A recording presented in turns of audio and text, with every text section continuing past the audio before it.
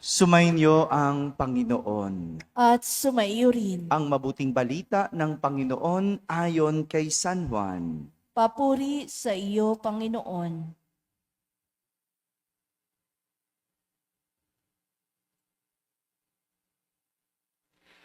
Nang dumating ang pagdiriwang ng pista ng mga Hudyo, pumunta si Jesus sa Jerusalem. Sa lungsod na ito, malapit sa pintuan ng mga tupa, ay may malaking deposito ng tubig na may 5 portiko. Kung tawagin ito sa wikang Hebreo ay Bethesda.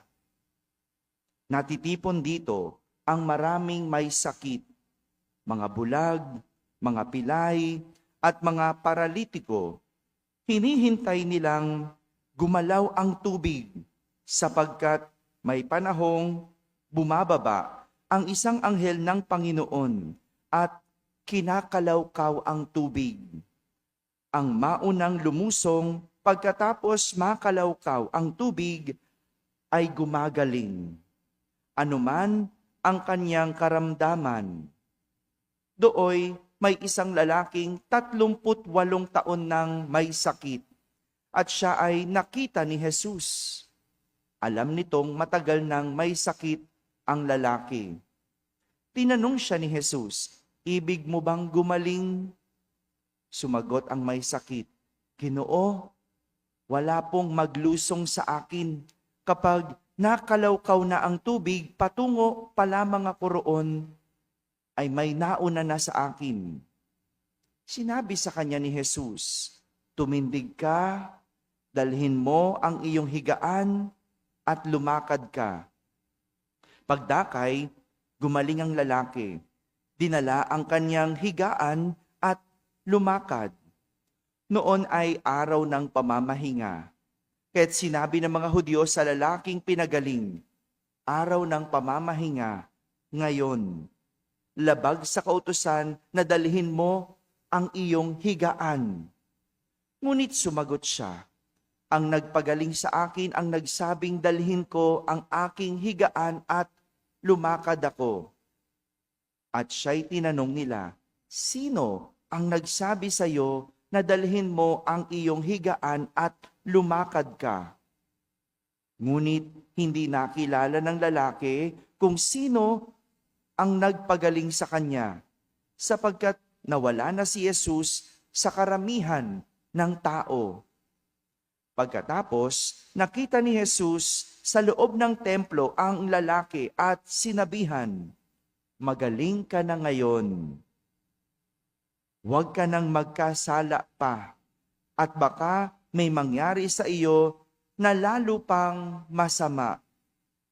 Umalis ang lalaki at sinabi sa mga Hudyo na si Jesus ang nagpagaling sa kanya.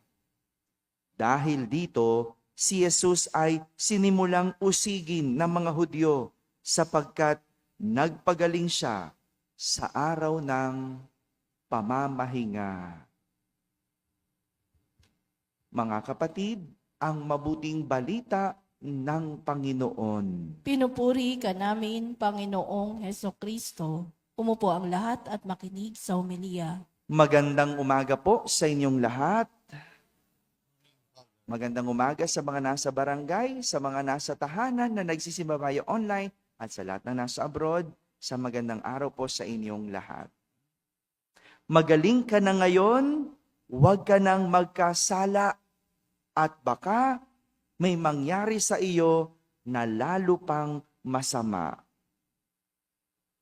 Ito ang mga sinabi ni Jesus sa isang lalaki na 38 taon nang may sakit. Matapos niya itong pagalingin. 38 years, may sakit ang lalaki. Pinaniniwalaan noon na ang isang deposito ng tubig, imaginein po ninyo, mala swimming pool na tinatawag na Bethesda. Pinaniniwalaan na yun ang makapagpapagaling ng lahat ng uri ng sakit. Pero may kondisyon. May kondisyon. kung sino ang unang lumusong sa tubig matapos itong kalawkawin ng anghel ng Panginoon. Siya lang ang gagaling. Imagine nyo, may swimming pool. Maraming may sakit. Nag-iintay sila. Yun lang ang nasa isip nilang makapagpapagaling sa kanila. Iniintay nila na may kumalawkaw na anghel. Paano nyo malalaman na may kumalawkaw? Ayun, gagalaw yung tubig, di ba? Maggagalaw. So pag gumalaw yung tubig, unahan na sila. Unahan sa paglusong. Gaya nga ng narinig natin sa Ebanghelyo, ang mga may sakit, bulag, pilay, paralitiko. Tingin nyo, sa tatlong iyon, sino mauuna? Yung bulag, paano niya malalamang may kumalawkaw? Yung pilay, paano makakatakbo? Yung paralitiko, nakita nga niya, pero hindi na ba siya makagalaw? Hindi ba? Yun yung kinukwento eh. Yun yung sitwasyon sa ating ebanghelyo.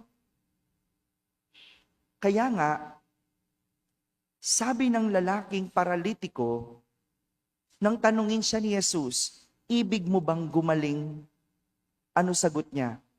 Walang makapaglusong sa akin eh. Bago pa ako mauna, meron nang nauna sa akin. Paralitiko, di ba? Hindi makagalaw.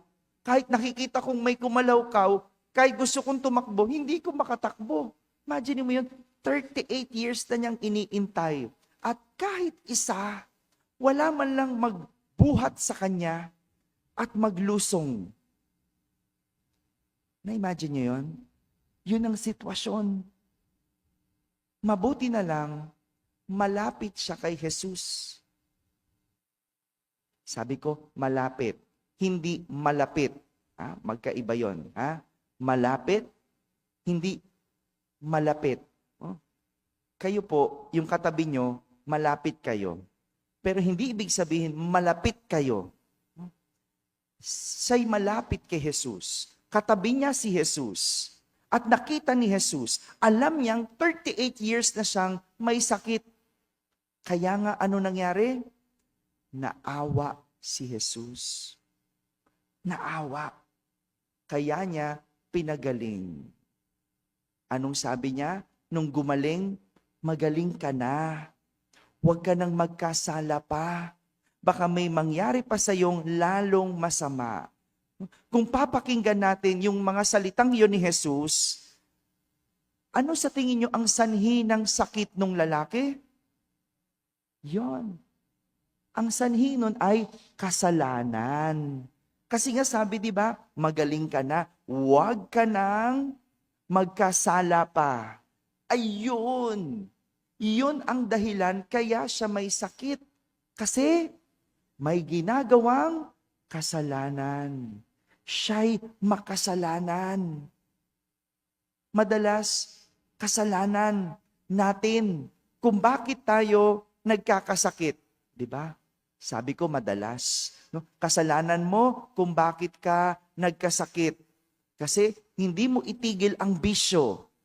Kasalanan mo, bakit ka may sakit? Kasi walang tigil ka sa pagpupuyat. Kasalanan mo, ba't ka may sakit? Kasi walang tigil ka sa pagkain ng bawal. Di ba kasalanan natin? Hello, di kayo makasagot. Ayaw niyong aminin. Tuturo niyo pa yung pagkain. Di ba? Kasalanan natin eh. Pero sinisisi mo kay Jesus pag hindi ka napagaling. Ibubuntun mo kay Jesus. Pero kasalanan natin eh. Anong pinapakita dito? Ilapit mo kay Jesus yung kasalanan mo. At ikaw ay patatawarin ni Jesus. Kung kahapon, naalala niyo yung kwento kahapon, pinagaling ni Jesus ang anak ng opisyales. Hindi ba? Pinagaling dahil sa paniniwala noong opisyales.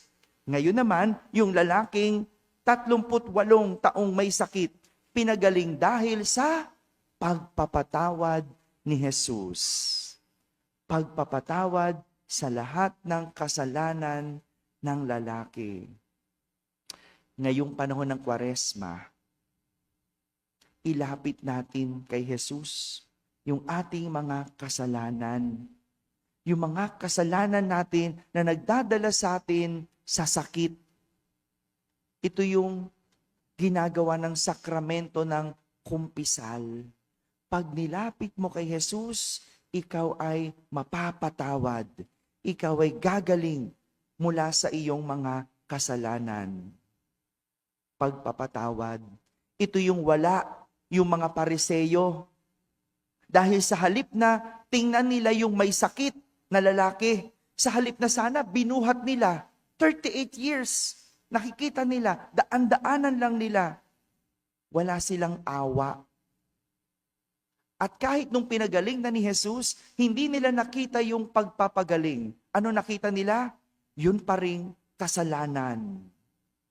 Kasalanan yan. Nagpagaling sa araw ng pamamahinga. No? Ganun pala, no? Kapag ang tao laging nakatingin sa kasalanan, hindi tayo makakapagpatawad. Kapag tinignan mo ang tao sa kanyang nagawang kasalanan, hindi ka makapagpapatawad. Tingnan mo yung tao, wag yung kasalanan. Ngayon ay ikalawang araw ng ating Misa Triduo sa kapistahan ni San Jose, ang esposo ni Maria. Palagay ko po, ang pinaka malapit na karanasan ni San Jose sa pagpapatawad, kasi wala namang nabanggit, no? Wala namang salita si San Jose. Pero ang pinakamalapit na kwento ng pagpapatawad na pwede kong ma-relate kay San Jose ay noong panahong nawawala si Jesus. Naalala niyo yung kwento na yon? Nawala si Jesus, hinanap siya ni Maria at Jose. Ilang araw siyang nawala? 3 araw. Sa loob ng 3 araw, hindi nila makita si Jesus. Nasaan lang daw? Nasa templo. Sa loob ng 3 araw, malamang alalang-alala ang mag-asawa. Na-stress, natakot. Oh, ano na nangyari sa anak? Nasaan na kaya yon? Wala namang cellphone noon. No? Ngayon, pwede mo pang tawagan, pwede mo pang i-text. Noon, wala. Hahanapin mo. Siguro, ang bigat-bigat sa puso. Siguro, nagagalit na siya. Siguro lang. Hindi ko alam. Walang nasabi eh. Pero kung 3 araw nawawalang anak mo, anong mararamdaman mo? Hello? Nako, halo-halo. No? Siguro sabi mo, pag nakita kita, naku talaga ikaw. Pag nakita kita talaga, no? Hahatawin kita. Di ba? Yan yung nararamdaman, di ba? No? Wala pa doon yung physical na pagod, naramdaman ng mag-asawa, kasi hinahanap nila, lakad ng lakad. Buong araw. Siguro, kung iba lang talaga yon, minura na nila, sa isip-isip pa lang nila. No? Pinagbantaan na nila, humanda talaga tong batang to sa akin eh. Na? Pinagod ako. No? Baka naman siguro, no? Malayo pa lang, pag nakita, papaluin na. Pero, nang makita ni Maria at nang makita ni Jose, ang anak na nasa templo, si San Jose, walang sinabi. Si Maria nga may sinabi pa eh. Ano sabi ni Maria? Anak, bakit mo naman ginawa sa amin ito? Pero yung tatay, tahimik lang. Hindi nagsalita. Walang imik. Siguro, mas mahalaga para kay San Jose si Jesus kesa sa nagawa niyang kasalanan kung titignan man. Siguro, mas tinignan niya si Jesus kesa yung nagawa ni Jesus. Mas mahalaga na ligtas si Jesus, maayos si Jesus, walang sakit, kesa yung nararamdaman nilang sakit. At ganun yung pagpapatawad. Kung pahalaga mo lang yung tao kesa yung nagawa niyang kasalanan, ikaw ay makapagpapatawad. Dahil yan ang tunay na pagpapatawad. Ang pahalagahan ng tao. Kaya ganun ang Diyos eh. Kapag nag-sorry ka sa Diyos, wala ka nang maririnig. Bakit? Mas mahalaga tayo kesa sa anumang mali o kasalanang ating nagawa. Mga kapatid, hindi kailanman makapagbibigay ng kapatawaran ang isang tao kung tayo'y nakatingin sa nagawang pagkakamali sa halip na tingnan ang mismong nagkamali. Tingnan ng tao, huwag ang kasalanang nagawa nito. Amen? Amen.